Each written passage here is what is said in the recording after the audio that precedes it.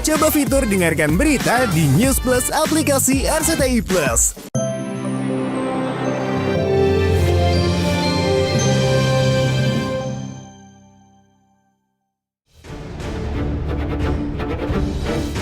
Meski pernikahan merupakan momen bahagia bagi sejoli yang akan segera naik ke pelaminan, tapi bagi keluarga selebriti, pernikahan bukan sebatas soal sah tidaknya sebuah akad. Apalagi ijab kabul cukup diucap di depan kantor urusan agama dengan mas kawin ala kadarnya, sesuai ketentuan ajaran Islam. Tapi lebih dari itu, pernikahan bagi keluarga selebriti merupakan unjuk gengsi dan sensasi. Apalagi pengaruh lingkaran pergaulan membuat pasangan selebriti bermimpi punya wedding dream yang melampaui seluruh ekspektasi orang biasa. Maka wajar dalam proses persiapannya kadang memantik gesekan hingga kontroversi.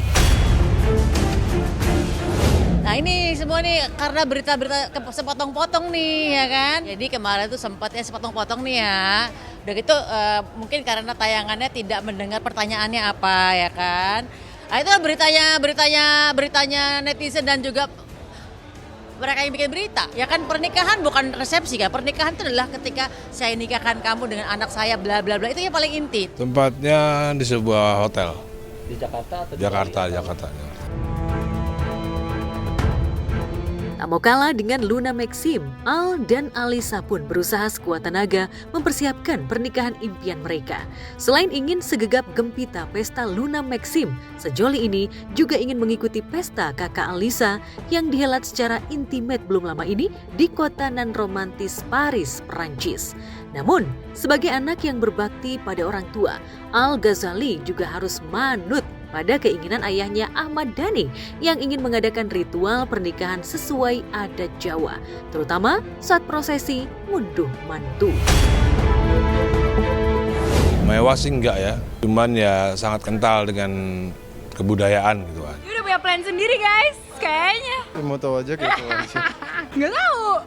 Tapi kalau dia ngomong sama teman-teman kayak udah punya plan sendiri, jadi aku nggak mancing. Jadi ya spoiler di sini adalah kita bakal bikin intimate wedding, bukannya wedding yang gede-gede gimana.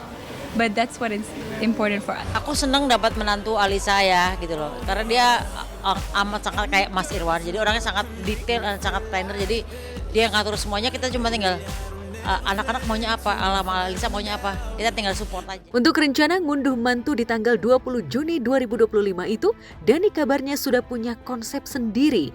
Ia berencana mengundang sekitar 1.000 tamu undangan yang terdiri dari kalangan pejabat tinggi negara, politisi, hingga teman musisi dan selebriti. Awalnya dia cuma mengundang 300 orang kan. Saya bilang mana mungkin 300 orang kan. Iya, anggota DPR aja ada 500 ya kan? Belum menteri-menteri ya kan. Belum artis-artis main band kan. Jadi nggak mungkin kayak kalau 300 orang. Makanya harus dibuat 2 hari. Satunya yang cuma 300 orang, satunya lagi yang lebih banyak lagi. Namun, apakah konsep ngunduh mantu impian Dhani itu sesuai keinginan calon mantunya atau tidak? Itulah yang jadi pertanyaan publik. Pasalnya, saat sesi persiapan mengecek tempat di mana acara akan dilangsungkan saja, netizen sempat mengabadikan raut wajah Alisa yang tampak bete. Seolah tak tertarik dengan pemaparan calon mertuanya, ihwal konsep yang akan dilakoni. Tak pelak, video itu pun banyak dikomentari warganet. Kalau nggak karena sebuah perasaan yang dalam, nggak mungkin dia secuek itu. Kelihatannya cuek.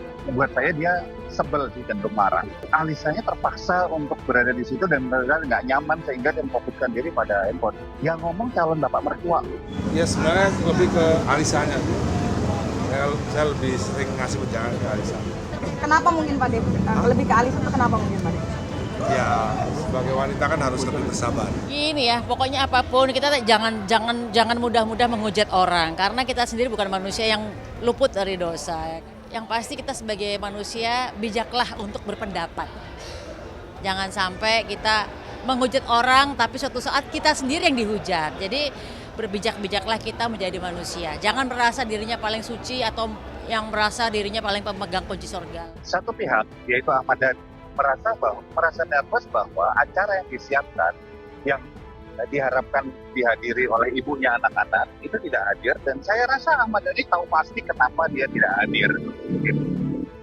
Sementara yang satu lagi, Maya, merasa bahwa itu sesuatu hal menurut saya, hal yang keterlaluan bahwa dia diharapkan datang harus bersama-sama dengan Ahmad Dhani. Kan sebetulnya Ahmad Dhani dulu kan berharap bahwa Maya dan Mulan bisa dalam satu pernikahan gitu loh. Dan itu sepertinya yang tidak diinginkan dan tidak disukai oleh Maya Estianty. Jadi dia tentu saja kalau wajar di posisi dia nggak memilih untuk nggak datang dengan berbagai macam alasan gitu.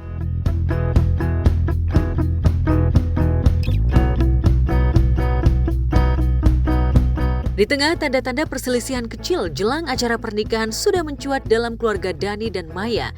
Diam-diam, El Rumi dan kekasihnya Syifa Haju malah santer ingin segera menyusul sang kakak untuk menikah tahun ini.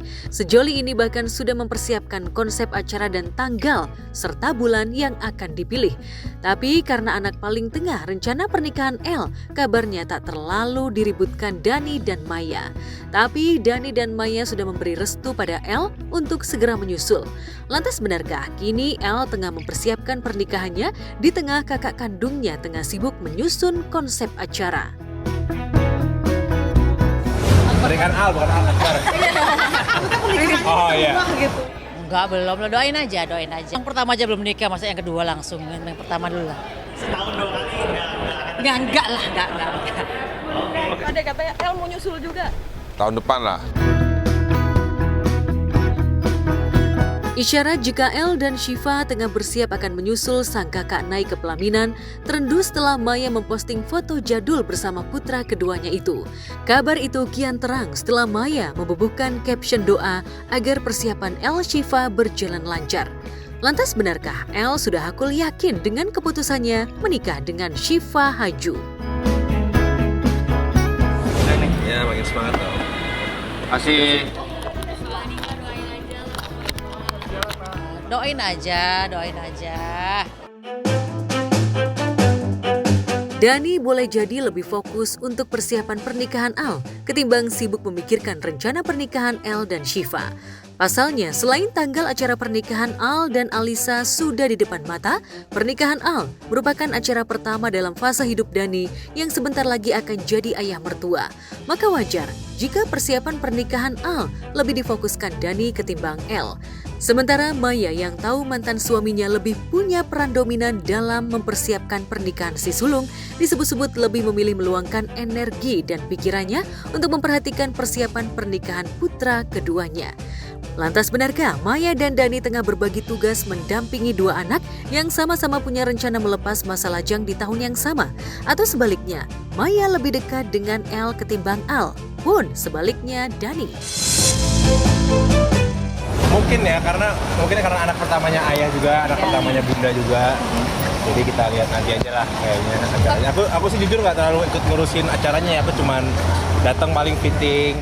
Ya aku sih mensupport El, nggak cuma El ya, siapapun, Eldul. Kalau udah nemuin yang mereka bisa bikin bahagia dan anak-anakku juga bisa bikin pasangannya bahagia, kalau emang jodohnya aku support.